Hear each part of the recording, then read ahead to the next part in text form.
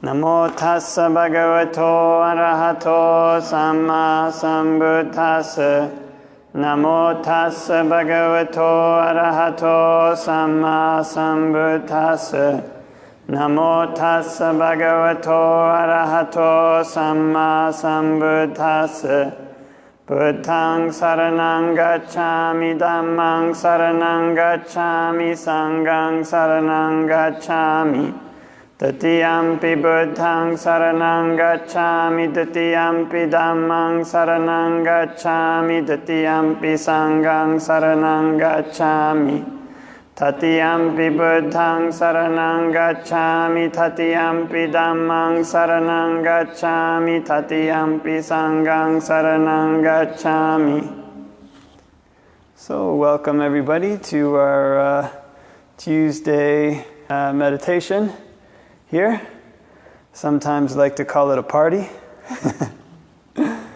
So one of the things before monks teach the Dhamma, there's this kind of instructions that the Buddha gave to monks. And one of them was that, okay, if you're going to teach, please, by the way, don't hold me, if I don't follow these perfectly, then don't criticize me afterwards. I try my best. But one of them was, kind of teach the Dhamma step by step. You can only teach the Dhamma step by step. Another one is you teach the Dhamma not for the sake of material gain. Basically, for the sake, may people understand this teaching. May people understand what's being said. And this is a kind of interesting thing because the way that the Buddha sets up his teaching is kind of like a middle path. So there's kind of principles that are there. And these principles also have kind of gray areas to them. It's kind of one of the things you run into as a monk when you first start studying the monastic rules. There's kind of rules that seem, very black and white. Okay, and some they are, kind of there's a dividing line. Okay, do this, don't do this. If you do this, you've crossed the line. But the more you try to use those rules as a kind of guide for every aspect in your life, you find it's kind of like, okay, you grasp onto it, and then the more you try to grab it, it just fades into mist. Because at the beginning, it's very black and white. But the more you try to go deeply into the rules, okay, how can I use this for this aspect? It ends up being kind of a discernment thing. Okay, well, there's just too many factors. It's a gray area in the rule. I have to use the principles behind the rule. And in a similar way, when a person studies the Buddha's teachings in the suttas, these are teachings that are not always so black and white. These are things, okay, this is generally good to do, this is generally good to do. And sometimes some suttas will say one thing is good to do, another will say another thing is good to do. So it's kind of an interesting thing. There's this one sutta where it describes this kind of compliance, basically doing what you're told, kind of just fitting in. It describes that as a good thing. There's another sutta where it describes it as a fetter. So in other words, it can be a good thing, it can be a fetter. And when one starts to try to approach practice from this perspective, okay, using the guidelines in the suttas, what one finds is that one ends up needing to make rules for oneself. Okay, wait a minute, I did this in this situation, it didn't work out well. In situation X, I'm not going to do that again. Okay, I was there with my brother, my cousin, who usually pushes my buttons. I got angry. Next time I see this person, if they bring up the same topic, I'm going to change the topic. Or I'm going to walk away. In other words, whatever way you approach the Dhamma, it tends to lead in the opposite. It's kind of like a pendulum. You set a pendulum swinging, these old style clocks, It would swing to the one end, and then it would go to a certain extreme, and then it would have to swing back. Swing to the one end, swing to the extreme. And it keeps swinging until it stops. Ideally in the center. If it's well balanced and gravity holds, all these various things. And so in the same way, it's very important in a person's life to have kind of principles that they won't go against.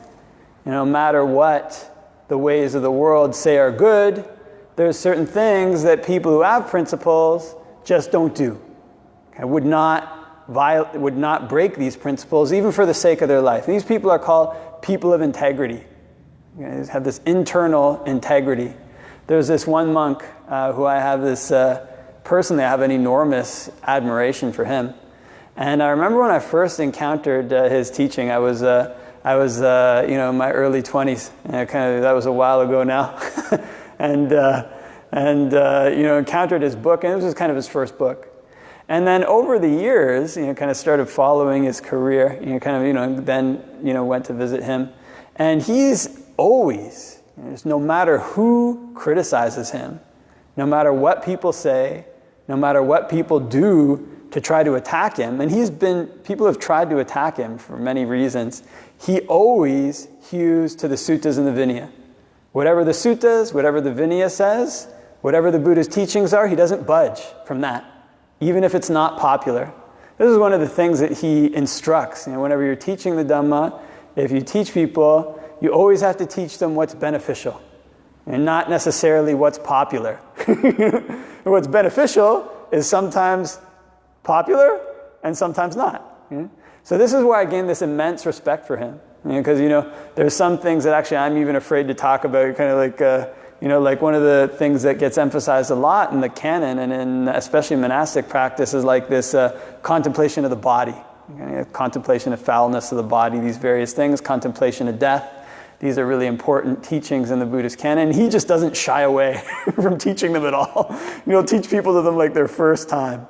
And one of the things that he said to me was, especially when his monastery first started, there wasn't that many people coming.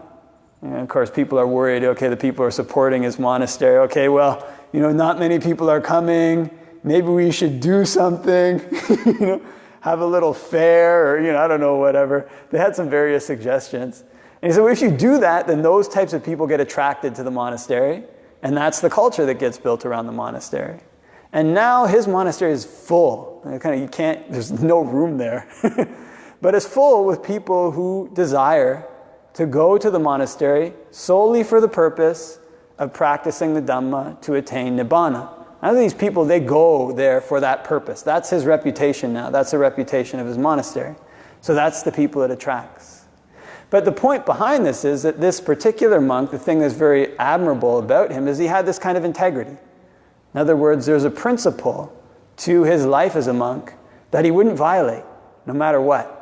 There was this one time in 2009, this huge controversy blew up in the Theravada world. Kind of immense controversy, and certain monks who were abbots actually ended up leaving their monasteries. All this stuff was happening. And I won't go into the details of this particular controversy, but he got asked to side in on this controversy. And his opinion was extremely unpopular. But what he said was in line with the suttas, in line with the Vinaya. What most people wanted was kind of like this modern Western liberal take on what the Buddha taught, which the Buddha did not teach. And he did not budge from that. And because of that, I saw him, after I went there, he lost some of his kind of closest students. I think he got attacked in magazines, but he didn't budge from that. And what happens when a person has this type of integrity is it actually gives them this kind of inner power, kind of called this inner strength. In other words, just being around a person like that, you gain a kind of confidence in them. This person is somebody who has my welfare at heart. Now, when you're around this particular monk, kind of emphasizing him a lot just because his integrity is so impressive to me, that even if he says something mean to you, he's saying it because he wants you to improve. If he says something good to you, he really means it. It's not like he's saying it to you because he wants something from you. He's saying it to you because he wants you to advance in the Dhamma. I was kind of reading this talk the other day, and it was by this kind of monk who went out in the forest to practice. And he had this kind of image of a monk who came and said some things to him. And what he said was the people who follow the Vinaya, these people have a kind of hidden power to them. It's kind of something that we don't often think about in the West, because oftentimes in the West our thinking is very mechanical. Kind of, okay, you shoot the billiard ball, it hits this end, hits that end, goes into the pocket. But there is this kind of other side to the world that's unexplained, that's unpredictable, That's kind of where things come together in ways that are mysterious, or things fall apart in ways that are mysterious. And this is the aspect of what we call kamma in Buddhism that isn't so easy to predict. We can only know that doing good actions, eventually good results come. Doing bad actions, eventually bad results come. We just don't know exactly how or when they're going to manifest. So I was talking to this the other day. I was on the path, this kind of underground path, and was talking to this fellow. He's a kind of he's a neat fellow. He's a Christian, and he has all these stories, and he goes down there every week to gather up this food from these restaurants on the path, which are and he gets like sushi, like croissants. He's got all this. You should see how much food he has, like garbage bags and garbage bags full of food. And I remember the first time I was on this path, and here's a kind of little story for you. I was walking on this underground path. It wasn't the first time I was there, but I was walking there one day, and I thought to myself, all these people were there in suits, they had all this money, and there was all these things. And I was a business student before I became a monk. And so I was, oh yeah, that's neat, people in suits, kind of these thoughts come up in my head. And then this counter thought came up, this is not important, whether or not people have a suit or not, the important thing is whether they're people of integrity. And then I kept walking, and I came to this one turn in the path, and I'd passed by this area several times, and then I see this guy there. And I thought he was homeless before, but I looked at him, and, it turned out that he was not homeless. He was collecting food for the homeless. Then kind of 5 minutes after that, I meet this person who's full of integrity. Kind of very, I don't know the kind of right adjective, integrous. An integrous person. Anyways, if that's the wrong adjective, I willingly accept correction for that. But he has all these interesting stories, as do, monks who kind of set out with a wholesome intention against unexplainable odds. You have no idea how it's going to work out. Just know I've got this intention to do this good thing. I've got these principles about the way I'm going to do it, and I will not break those principles, even for the sake of my life. Seems like there's no way it's going to happen. Yeah? But the amazing thing is that when a person perseveres with this kind of integrity in mind, sometimes things come together in ways in which one couldn't predict. And in the past, this is what gave people this kind of faith. This faith that good things are going to happen. So he has all these stories about that. He's saying he wanted to start this kind of save the bees project where he's going to, save all these bees. And he has no money, I guess. He had this really interesting story where he was a really rich man, but then lost his wealth and then ended up converting to Christianity from his previous religion. And he had no money and thought, I want to start this project to help save the bees. He needed $300. And he said he was kind of walking down the street, and then all of a sudden, this envelope with $300. Somebody gave him like $250 or something. Then he was walking down the street, he needed like 50 more, and he finds this envelope with another $50. And he had a whole bunch of stories like that. And these kind of stories are actually common among, they happen to monks too, particularly when monks decide that they want to go out and live off the generosity of lay people. Traditionally, monks don't handle money, don't have vehicles, don't have many possessions, just rely basically on the food that gets offered. So they just kind of go out with their bowl and survive on faith. And so there's this one monk I remember, we stayed together at the monastery where I ordained, and it's like every young monk's dream. One day I'm going to live the wandering life, with my bowl just like the Buddha. At least many Western monks have this dream. I don't want to, I want to live that way. I want to be meditating. I want to live under the trees. I want to walk that way. I want to be like the Buddha, live the way he and his disciples lived. This is kind of not easy to do in the West. And so, I remember we have winter. And so I remember this it was our 5th Vasa. And so monks have to stay under a teacher for 5 years, and you can imagine when your 5th year is there. The monasteries are lovely places. They're excellent grounds of training, and the monks there are often very compassionate. But, you can imagine a young man, number 5 is coming up. Here I come. You're going to have this kind of edginess. And I remember after our 5th Vasa, he was 1 year senior to me. He went to this other monastery. And there's 2 periods. I don't want to bore people with the rules, but there's 2 periods where you can enter what's called this 3-month rains retreat. You can enter it in July, or you can enter it in August. And so it was maybe like a week before the start of this 3 months rains retreat. And usually you have to, if you want to stay at a monastery, you get there and you stay there for a while before the 3 months. And so all of a sudden, out of nowhere, this monk one day goes to the abbot and says, well, I think I'll be on my way. And the abbot said, what do you mean? He was kind of, the rains retreat's about to start in a week. And he's like, yeah, I think I'm going to head out. He's like, well, where are you going to go? And he's like, yeah, I'll just walk. So, in the middle of Massachusetts, in July, with a month before the retreat, and by the way, monks need to stay in a building during the 3-month rains retreat.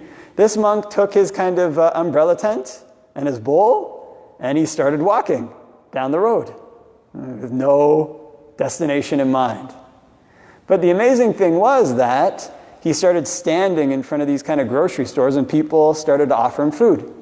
And then out of nowhere, he got this invitation to stay in somebody's barn for the 3-month retreat. So that's what he ended up doing. He went and lived in this kind of forest area in somebody's barn, and then wandered to the villages for food, just like they did in the time of the Buddha. Not handling money, not doing these kind of things, just living off the generosity of lay people. Somehow, it all came together. But this is the type of thing that people discover when they make resolutions to do something good. When they make resolutions to do something good without violating important principles, without doing anything evil to counteract that. I'm going to achieve this good goal, and I'm going to do it in a way that's wholesome. When people make this kind of resolution, when they persevere with these kind of things, somehow things can just come together. And this is where faith comes in Buddhist practice. You often hear kind of Buddhist practice very rational, and it is. There is this rational aspect to it. But there's also this aspect of faith that if I set my mind to achieve something that's good, good for myself, good for other people, there's a way that I can achieve it. There's a way that I can overcome the difficulties. It might not be apparent to me now, it might not be something I know, but there is something I can do. And this is when the pendulum swings from this end that we're usually used to in the West. Okay, I'm going to plan this out. Today is Thursday, or today's Tuesday actually, but today's Tuesday. In a week, I've got this many hours. I'm going to set up this many hours. I'm going to work this long. I'm going to save this much money. I'm going to spend it in this way. I'm going to go here, and I'm going to accomplish my goal. That's one end. When the pendulum swings to the other end, we don't know. We don't know what the future holds. We don't know how we're going to navigate it. We just know that we have this good thing we want to do, and we're going to start by taking one step at a time. Just one foot in front of the other. And doing this, persevering in this way, we learn a lot about this other side of kamma. This side of kamma that shows itself to people of integrity, that shows itself to people of goodness, to people of wholesomeness. Things can come together for them in ways they didn't expect. By the way, the opposite is also true. Okay, you have everything laid out in this really great plan, but somebody's doing really evil things. Things sometimes just fall apart in ways that a person could never predict. You look at the history of some of these kind of evil dictators. I remember there was this one dictator in, I think it was kind of one of the satellite states of Russia. And he had this iron lock on the country. And he had totally, locked everything down. The populace was totally afraid of him. His army was really powerful, wasn't going anywhere. But he made this law that, by the way, monks, he made this law that basically people always, he wanted to encourage people to have lots of kids. So he made this law that encouraged that. And in any event, people had a lot of kids. But the thing about people who had all these kids, the parents were really afraid of him, but the kids weren't. So when the kids grew up, there were so many of them, and they had, poor economy, really nothing to lose, they were the ones who toppled him. Kind of, they just, out of nowhere, the second generation came up and wiped him out. Okay, although he had all his ducks in a row. So this is the power of kamma. This is the power of integrity, in that it's not always something that we can clearly see the end of. We know we have this wholesome goal. We want happiness in our minds. We want to train our minds to be happy. We want to train our minds to be at ease.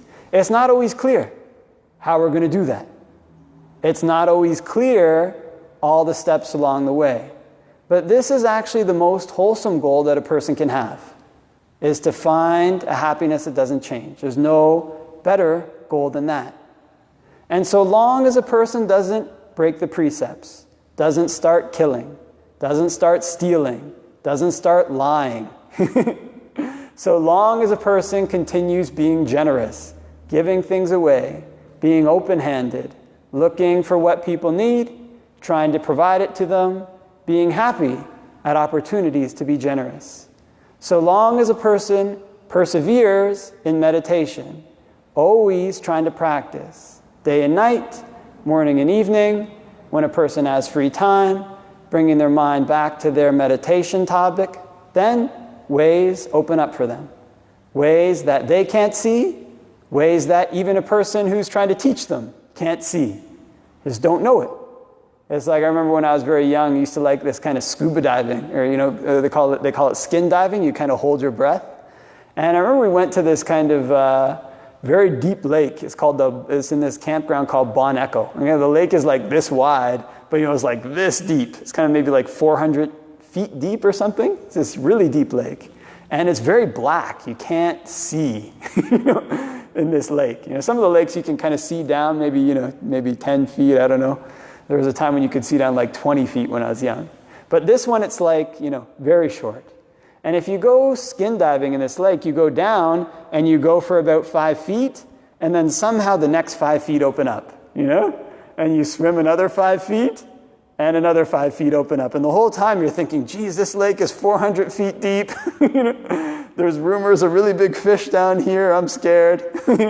And you look back, you can see all the way, back to the top of the lake. But in front is just 5 feet, another 5 feet, another 5 feet, another 5 feet. And it's very dark and it's very scary. And this is a kind of good metaphor for the way that practice can be sometimes.